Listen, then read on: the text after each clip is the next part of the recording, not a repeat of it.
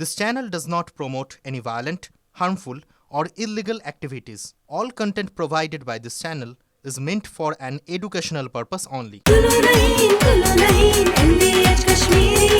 আরে কম দে কিন্তু খাঁটি দে।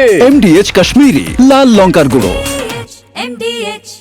এদিকে আজও মোদির সভায় আমন্ত্রণ পাননি দিলীপ ঘোষ। মোদি যেদিন কলকাতায় সেদিনই বেঙ্গালুরুতে বিজেপির প্রাক্তন রাজ্য সভাপতি। অভিমান করেননি বলেও অভিমানের সুর দিলীপের গলায়। দলে এখন কোনো কাজ নেই। প্রধানমন্ত্রীর ভাষণ ফোনেও শুনতে পারি। আমার মতো দলে হাজার হাজার কর্মী আছেন, দল না বললে ভোটে লড়বো না, ইঙ্গিতপূর্ণ মন্তব্য দিলীপ ঘোষের। শ্রী শ্রী রবিশঙ্করজির সঙ্গে দেখা করতে অনেক দিনের পেন্ডিং ছিল, তারা ডেট দিয়েছেন আমাকে, আজকে চিঠি দিয়েছেন দেখা করার জন্য।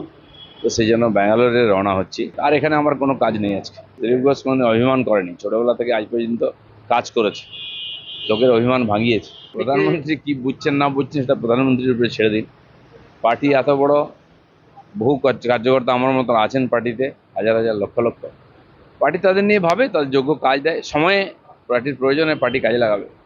হ্যাঁ, কিন্তু একই আচরণ আপনার প্রতি, মানে আপনি দলকে না, আমার প্রতি ঠিক আছে। পার্টির তো এখন কোনো কাজই নেই, পার্টিতে কোনো প্রোগ্রাম নাই। হ্যাঁ, প্রধানমন্ত্রী আসছেন গিয়ে ভাষণ শোনা, সে তো আমি মোবাইলেও শুনতে পারি ওনার ভাষণ, আর আসতেই থাকবেন উনি।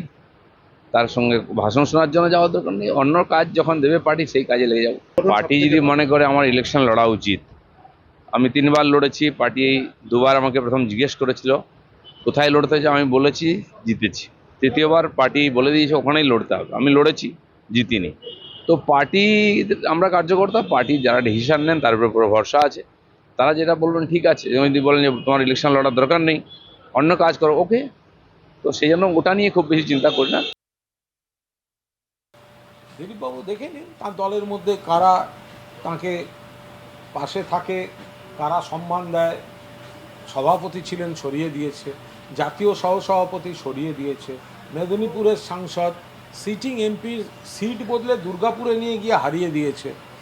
তাকে ডাকে না, তাকে মঞ্চে প্রধানমন্ত্রী বা এরকম করে দিলীপবাবুর মতো একজন সিনিয়র নেতাকে, বিজেপি নেতা ডাকে না।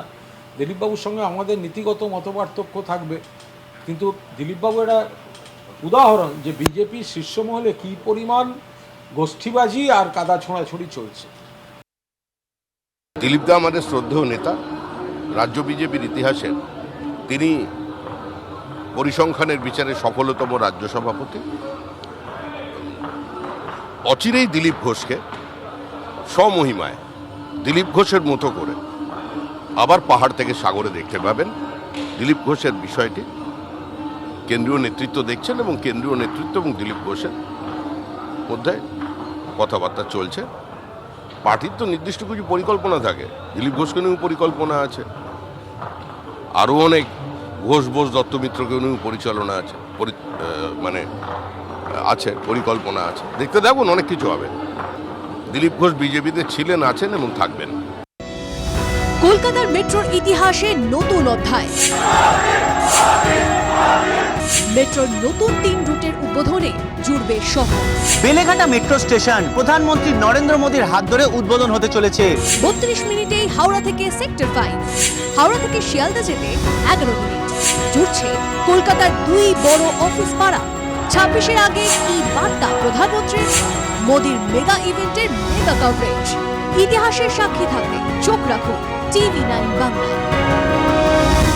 বাহ, এবার রয়েছে স্বাদ। হ্যাঁ, অপূর্ব স্বাদ।